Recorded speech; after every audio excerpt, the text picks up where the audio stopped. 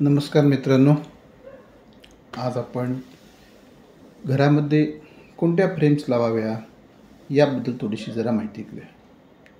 आता मुंबई पुण्यासारख्या शहरात तर फ्रेम लावायला जागा नसते, की छोटी छोटी घरं असतात आणि वाढदिवसाच्या निमित्त म्हणा किंवा लग्नाच्या निमित्त म्हणा, सगळ्यांची आवडती गिफ्ट द्यायला परवडणारी आणि दिसायला मोठी असणारी म्हणजे फोटो फ्रेम असते. त्यामुळे एवढ्या फ्रेम आलेल्या असतात, तेवढ्या फ्रेम कशा काय आणि कुठे कशा लावायचा प्रश्नच पडतो. काही काही फ्रेम्स या वास्तुशास्त्रानुसार बरोबर असतात लावण्यासाठी आणि काही काही फ्रेम्स या वास्तुशास्त्रानुसार लावण्यासाठी अयोग्य असतात. तर देणाऱ्यांना ते त्यातलं माहीत नसतं, त्यांनी चांगल्या मनानेच तुम्हाला दिलेली असते. पण आपण लावताना त्याचा विचार केला पाहिजे की त्याचा आपण बघितल्यावर आपल्यावर काय इम्पॅक्ट होतो, काय परिणाम होतो, कसं वाटतं आपल्याला ती फ्रेम बघून.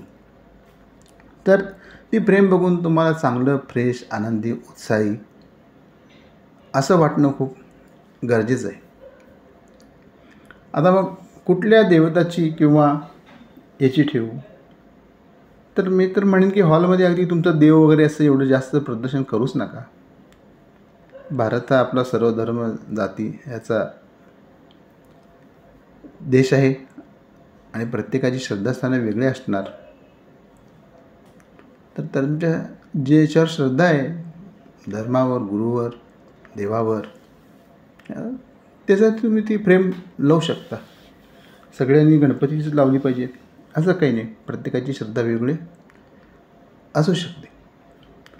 फक्त फ्रेम लावताना गणपती नाचरा असू नये किंवा शंकर रुद्र अवतारामधला असू नये किंवा एकटा शंकर असू नये, यालासुद्धा महत्त्व आहेच आहे. त्याचबरोबर की फ्रेम लावल्यामुळं माणसाच्या विचारातसुद्धा फरक पडतो. समजा तुमच्या घरात मुळातच रागीट लोक असतील, तर तिथं जरा शांत म्हणजे गाय वासरू किंवा सस्याची फ्रेम लावणं जास्त योग्य आहे. आणि मुळातच खूप शांत आणि सगळं सहन करणारे लोक असतील, तर त्या केसमध्ये वाघाची किंवा सिंहाची फ्रेम लावणं ते सुद्धा योग्य आहे. अशा बऱ्याच शुभ त्यात अशुभ फ्रेम असू शकतात. तेवढेच काही छोट्याशा व्हिडिओमध्ये सगळंच काही सांगता येणार नाही. परत अजून एक याच्यावर मी सवडीने व्हिडिओ टाकेन. तोपर्यंत तुम्हा सर्वांना गुड नाईट. Bye bye.